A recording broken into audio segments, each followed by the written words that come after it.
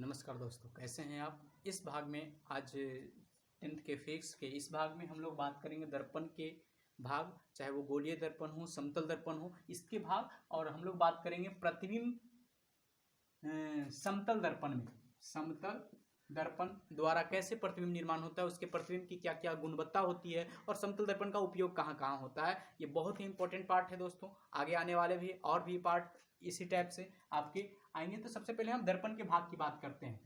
सबसे पहले दर्पण, समतल दर्पण की बात करते हैं। तो समतल दर्पण में क्या होता है, एक कांच होता है। क्या होता है दोस्तों, एक कांच होता है जो पारदर्शी है। हम लोग पिछले पार्ट में ये दर्पण को बनाने के लिए सीखे थे।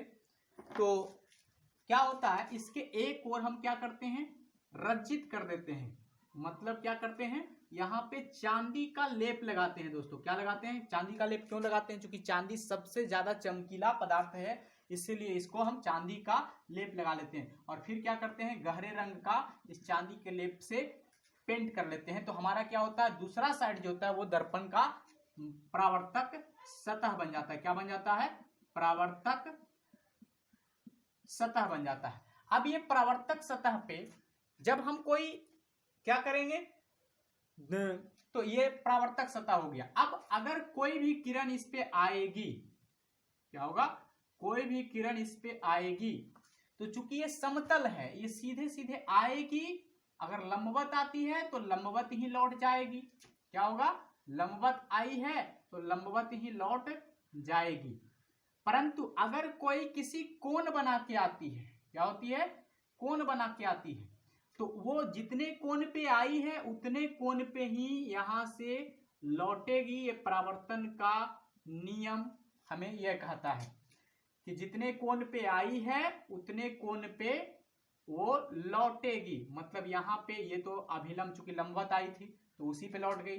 ये आई बराबर आर होगा, या I1 R1 बराबर I2 R2 बराबर। तो इस हिसाब से कह सकते हैं कि ये दो प्रॉपर्टी समतल दर्पण रखेगा और इसी की मदद से हम समतल दर्पण में क्या करेंगे, प्रतिबिंब बनाएंगे। नीचे हम लोग देखेंगे कि समतल दर्पण का प्रतिबिंब कैसे बनेगा। तो अब दर्पण कभी भी ऐसे करके तो नहीं देखेंगे ना, मतलब दर्पण ऐसे नीचे रख के हम क्या करते हैं, दर्पण को सीधा रखते हैं। तो दर्पण को हम क्या कर रहे हैं, ये वाला जो भाग है आपका, ये भाग हम इधर की ओर बना रहे हैं।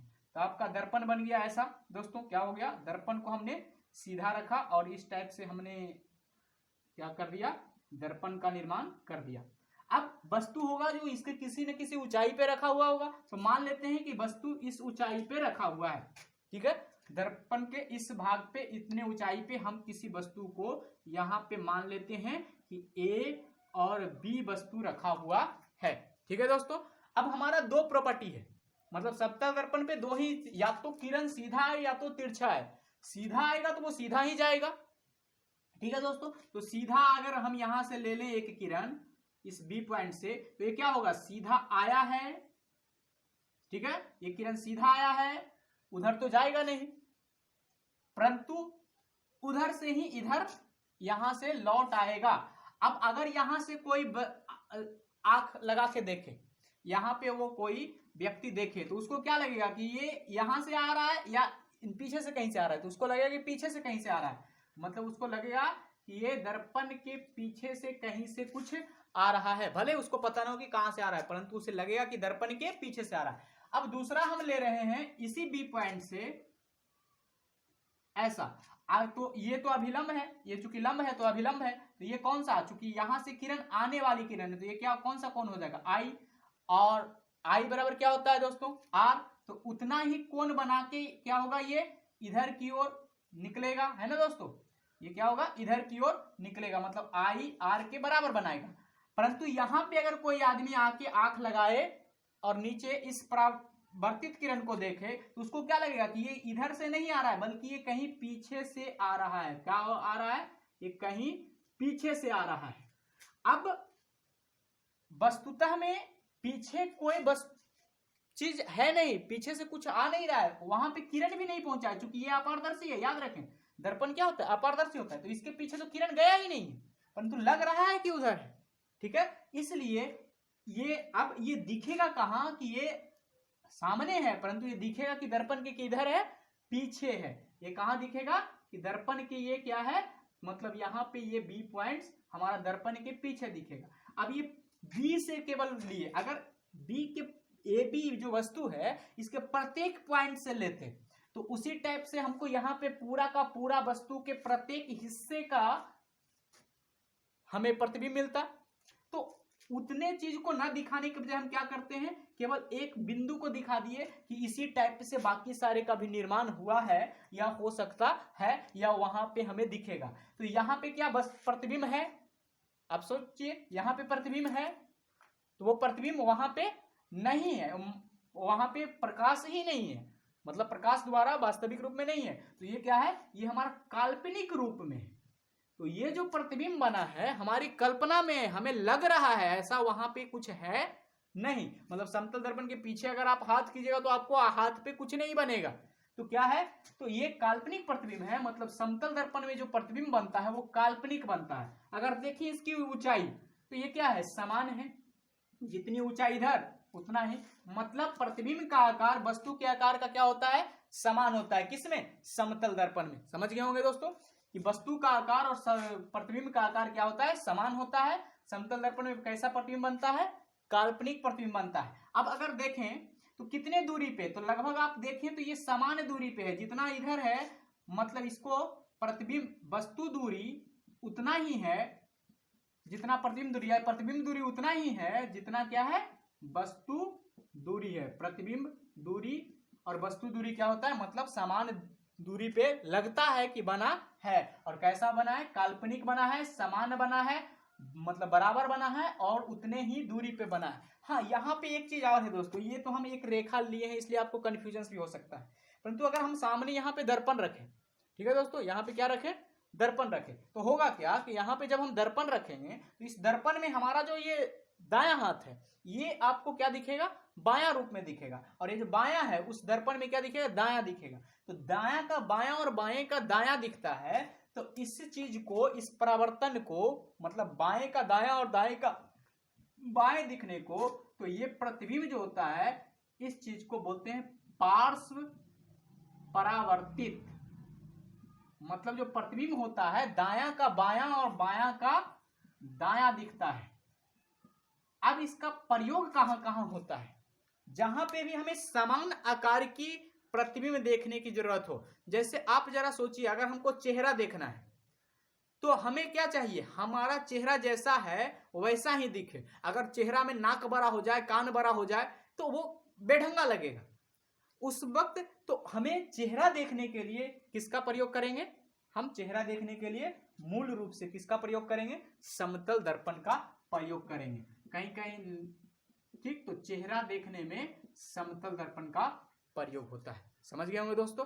आगे हम लोग बात करते हैं गोलीय दर्पण की। गोलीय दर्पण के कौन कौन से भाग हैं, तो गोलीय दर्पण के कौन कौन से भाग हैं इसकी बात करें तो गोलीय दर्पण पिछले पार्ट में हम लोग बनाए थे दो टाइप के।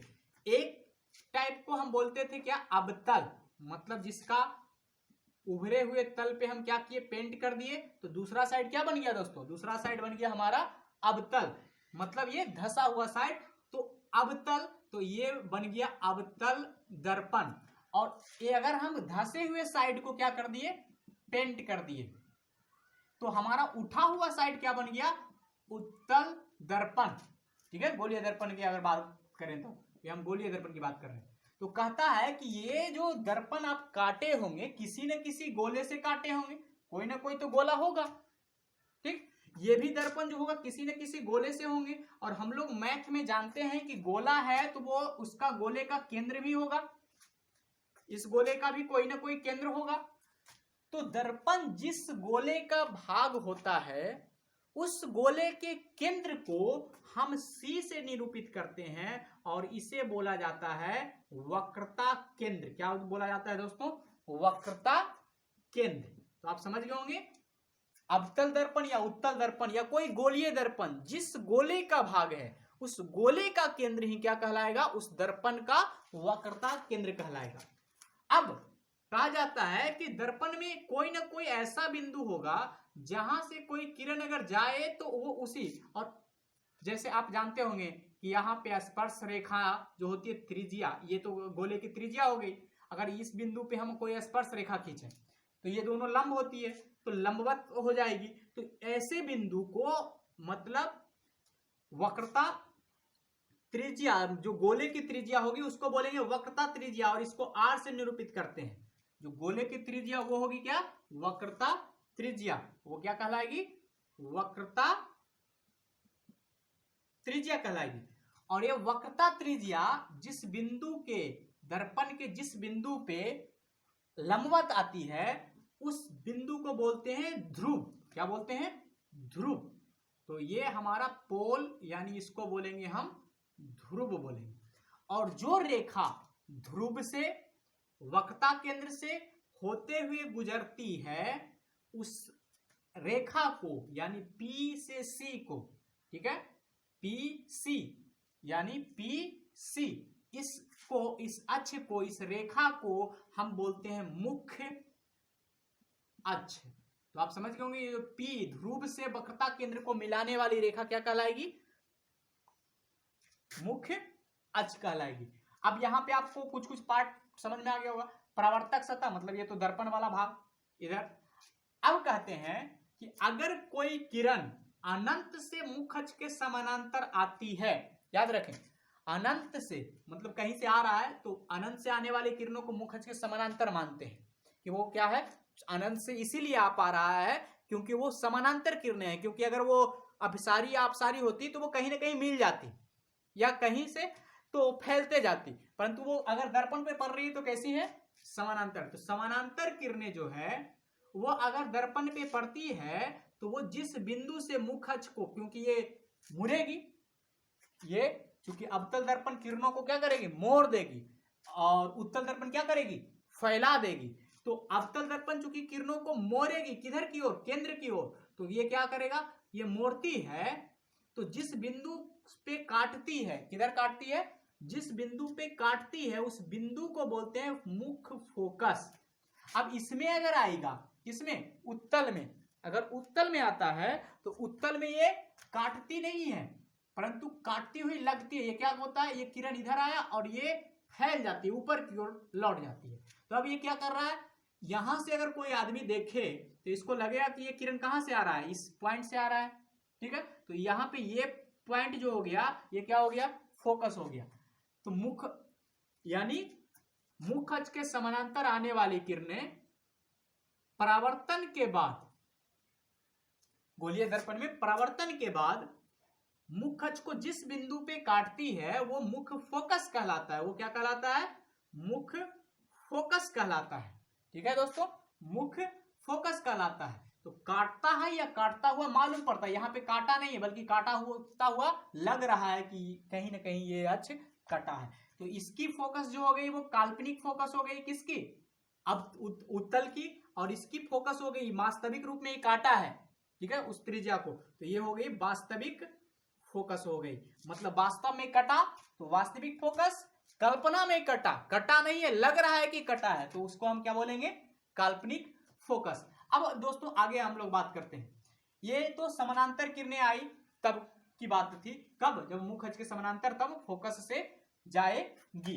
अब ये जो फोकस बिंदु प्राप्त हुआ, ये ध्रुव से इसकी दूरी को हम छोटी f से, और इस दूरी को बोलते हैं फोकस दूरी। क्या बोलते हैं, फोकस दूरी। और यहां से इसको भी क्या बोलेंगे, फोकस दूरी। मतलब P से F के बीच की दूरी को हम क्या बोलेंगे, फोकस दूरी। यानी PF जो होगा वो फोकस दूरी, PC जो होगा वो P से C को, ऐसे P से C को इसको बोलेंगे वक्रता त्रिज्या, वक्रता त्रिज्या। इसको R से सूचित करेंगे, इसको छोटी f से सूचित करेंगे। ये सब आप सिंबॉलिक तौर पे समझ के रखिए। अब आगे है कि अगर ये समानांतर नहीं आती बल्कि ये क्या आता, तिरछा आता, ठीक है। तो तिरछा आता तो क्या होता, तो ले लेते हैं कि तिरछा आएगा तो क्या होगा, तो ये हम उत्तल बना लिए और ये हम क्या कर लिए, ये हम अवतल दर्पण बना लिए। याद रखें लगभग किताबों में जो होगी वो बाईं ओर आपकी वस्तुएं रखी गई होगी, तो आप इस बात का ध्यान रखें कि बाईं ओर ही वस्तुएं को रखें। अब यहाँ पे ये क्या हो गया, मुख्य अक्ष हो गया, ये क्या हो गया, मुख्य अक्ष हो गया। यहाँ पे P होगा, कहीं इधर C होगा, यहाँ पे P होगा और कहीं इधर मान लेते हैं दोनों एक ही में, यहाँ पे सी है दोनों का, उसी में से काट दिए हैं उस गोले में। अब क्या है, इधर से मान लेते हैं कि कोई किरण आया, और वो किरण आया कहां से, वो किरण आया इस ध्रुव से। तो कहता है ध्रुव से जब भी आएगी तो वो क्या होगा, आपतन कोण बराबर, तो लंबत तो यही है ना दोस्तों, मुख अच्छी लंबत है, तो ये क्या होगा, आपतन कोण बराबर परावर्तन कोण बनाएगी। ठीक है, आपतन कोण बराबर, तो यहां पे अगर आएगी तो ये इस रूप में जाएगी, मतलब यहां पे भी आपतन कोण बराबर क्या होगा, परावर्तन कोण। परंतु अगर वक्रता केंद्र पे आए, क्या कि कोई किरण यहां पे आए, मतलब ये लग रहा है कि एकदम सीधे सीधे कहां से होके जाएगा, वक्रता केंद्र पे, तो वक्रता केंद्र से आएगा तो वक्रता केंद्र पे ही चला जाएगा। ठीक है, अगर ये वक्रता केंद्र पे कोई किरण आए या वक्रता केंद्र से होती हुई कोई किरण इस पे पड़े, तो ये अपना रास्ता बदलता नहीं है। जैसे मुखज भी तो वही किरण है जो क्या होता है, वक्रता केंद्र से होके जाता है। ठीक है, वक्रता केंद्र से जाने वाली किरण वक्रता केंद्र से ही होके जाएगी, और जो ध्रुव से आएगी वो कहां से जाएगी, आपतन कोण बराबर परावर्तन कोण बनाएगी। तो इन तीन किरणों की सहायता से हम अगले पार्ट में देखने वाले हैं कि उत्तल दर्पण में किस प्रकार के प्रतिबिंब बनते हैं, उनके प्रतिबिंबों को क्या गुण होते हैं और उसका कहां प्रयोग होता है, तथा अवतल दर्पण के किस प्रकार से प्रतिबिंब बनते हैं और इसके अवतल दर्पण का प्रयोग कहां होता है। उसके बाद हम न्यूमेरिकल पार्ट पे चलेंगे। न्यूमेरिकल पार्ट में आपका बहुत ही है कि एफ और आर में संबंध, यहाँ पे आप समझ गए होंगे कि किसको हम किस रूप में सूचित करते हैं। ज्यादा जानने के लिए आप हमारे उस पार्ट को देखें जो उसमें हम पीडीएफ द्वारा आपको समझाए हैं, वहां पे आपको नोट्स रूप में, लैंग्वेज रूप में लिख दिया गया है। यहाँ पे हमारा मूल मकसद था कि आपको पिक्टोरियल तरीके से समझाया जाए। ठीक है दोस्तों, तो फिर से चूंकि हम अगर यहाँ पे थ्योरी वाइज आपको समझाएंगे ऐसे लिख लिख के, तो लिखने में बहुत ज्यादा टाइम होगा और आपकी समझ बहुत कम होगी, बहुत धीरे सिलेबस चलेगा। तो इसलिए हमने उस चीज को, जो नोट्स वाला है बात है, उसको हमने सीधे सीधे एक पीडीएफ में, आपका 1 घंटे का क्लास है तो उस चीज को देख लें। आपको इसका पूरा डिफिनेशन लाइन बाय लाइन प्रत्येक शब्द का डिफाइन के द्वारा हम समझाए हैं। गुड लक दोस्तों, फिर मिलेंगे अगली बार अगले पार्ट में, बहुत इंटरेस्टिंग है। आप बने रहें हमारे साथ, स्टडी विद सनी सर।